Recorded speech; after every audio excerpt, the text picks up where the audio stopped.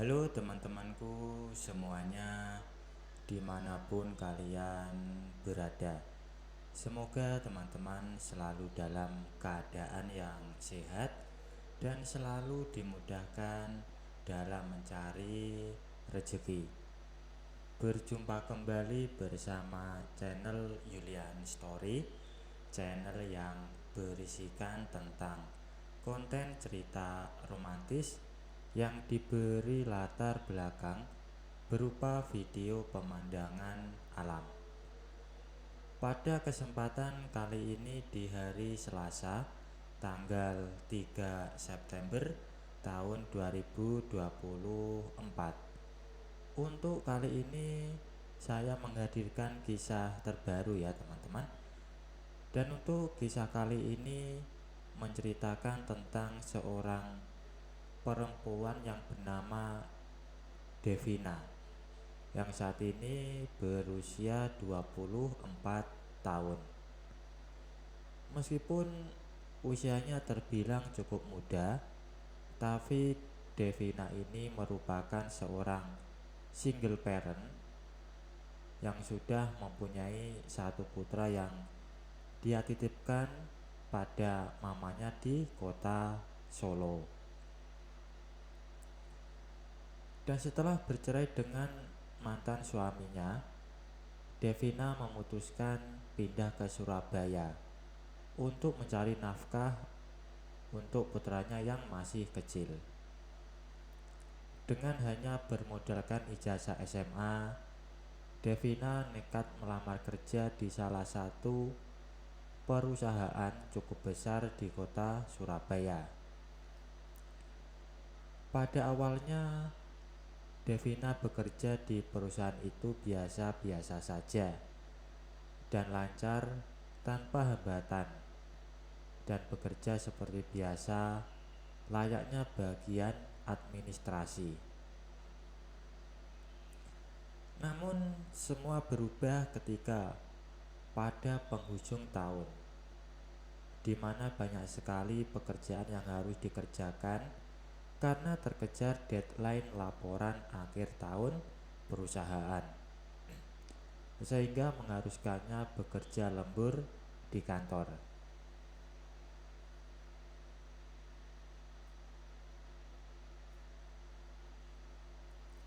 Waktu itu sudah menunjukkan pukul 10 malam.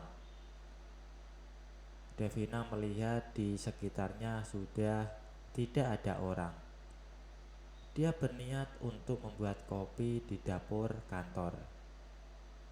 Namun, baru memasuki koridor, Devina melihat lampu ruangan atasannya yang tak lain adalah anak dari pemilik perusahaan itu masih menyala. Devina mencoba mendekati ruangan atasannya tersebut, bermaksud mengupik sebentar karena ada suara-suara seperti orang sedang berbagi. Dia mencoba mengawasi dari kaca yang memang kebetulan di dalam ruangan tersebut ditutupi tirai yang agak sedikit ada celah, sehingga Devina bisa melihat apa yang sedang terjadi di dalam ruangan tersebut.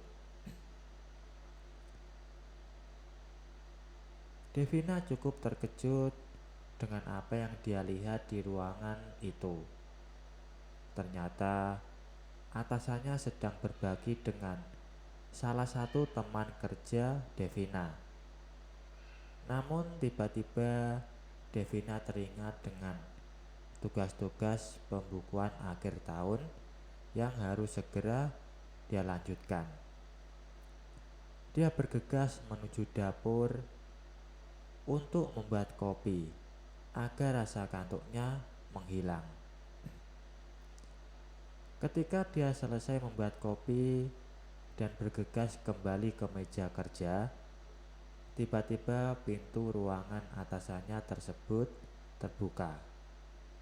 Tampaklah mereka yang sudah kembali dalam keadaan rapi. Atasannya itu bernama Andrian dan temannya yang bernama Santi tersenyum ketika melihat Devina.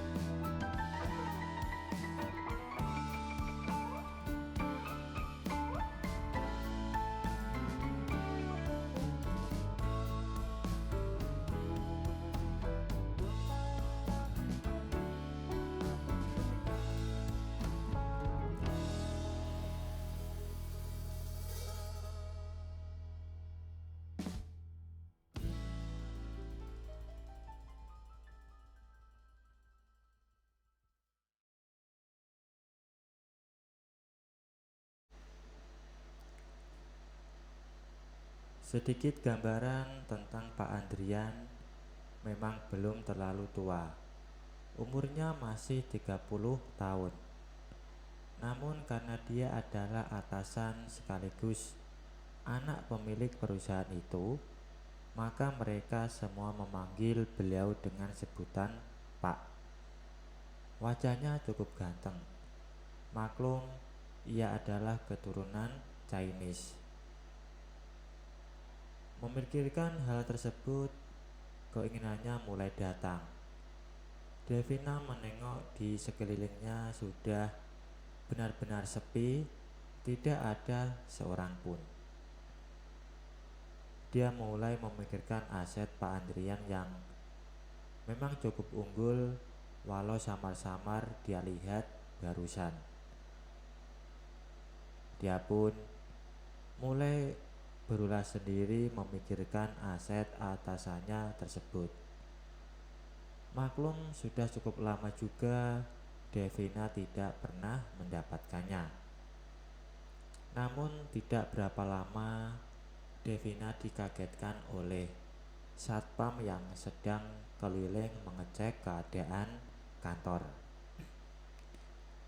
Dan untungnya entah sadar atau tidak sadar, posisinya membelakangi sehingga mudah-mudahan ia tidak menyadari bahwa barusan Devina sedang berulah sendiri.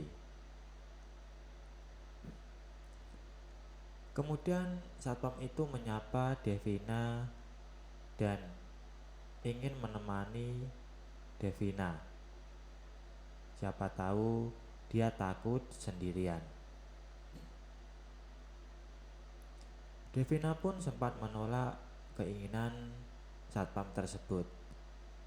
Namun si satpam tetap menunggu di depan ruangan kantor yang memang khusus bagian staf-staf administrasi. Tapi tiba-tiba satpam itu langsung mengagetkannya dengan sebuah pertanyaan yang membuat Devina gugup. Dia bertanya tentang kejadian Pak Andrian bersama dengan Santi.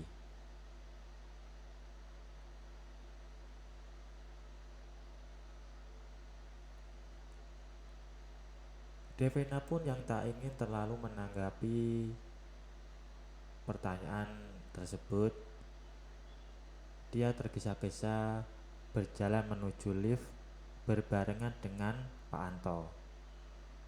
Pak Anto ini kira-kira berumur 35 tahun. Yang Devina dengar, ia sudah memiliki istri dan 2 buah hati yang masih kecil. Namun tiba-tiba Pak Anto kembali membuka pembicaraan. Hal yang cukup mengagetkan Devina. Bahwasanya tadi dia sempat melihat aktivitas Devina saat berulah sendiri.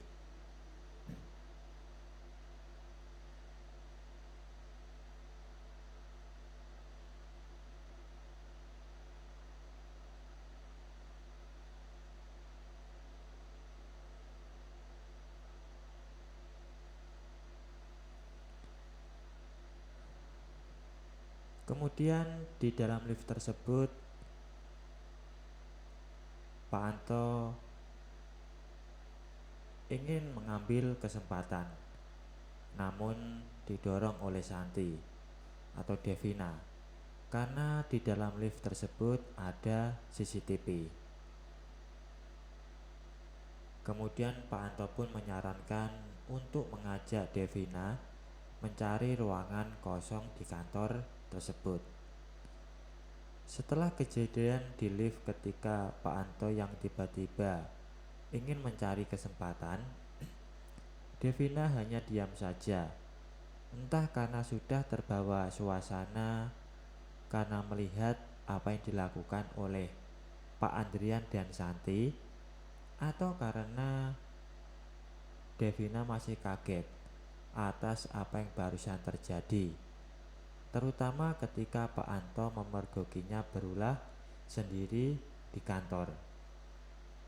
Ketika pintu lift terbuka, Pak Anto langsung menuntun tangan Devina dan membawanya pada sebuah ruangan yang biasa digunakan istirahat oleh OB di kantor tersebut.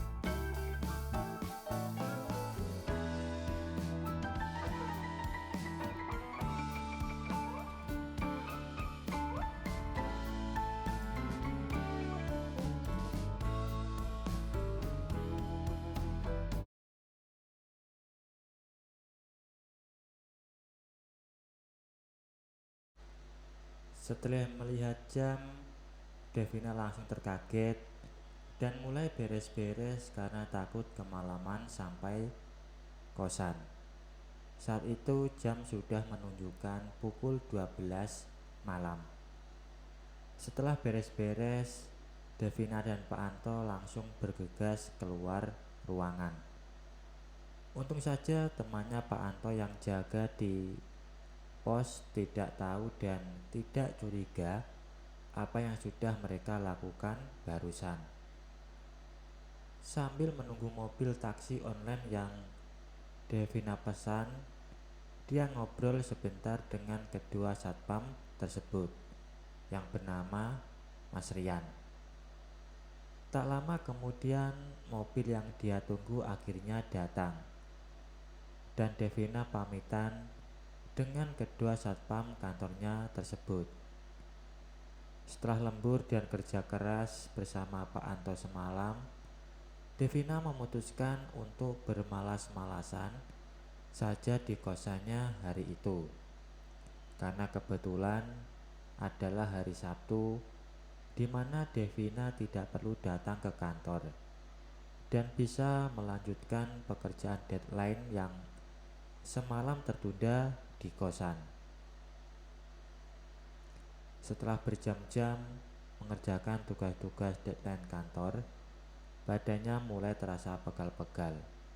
Dan untungnya tugas laporan tutup buku tahunan sudah selesai. Dia segera beranjak untuk mandi agar kembali fresh setelah menyelesaikan tugas deadline yang Senin akan diperiksa oleh bosnya tersebut. Baik teman-teman, mungkin untuk cuplikan ceritanya saya akhiri sampai di sini ya. Kalau ada salah pengucapan maupun penulisan, saya minta maaf yang sebesar-besarnya. Semoga teman-teman dapat terhibur dengan cerita yang kali ini saya sajikan, dan nantikan cerita-cerita lainnya hanya di lain kesempatan. Saya ucapkan selamat beraktivitas ya, dan terima kasih.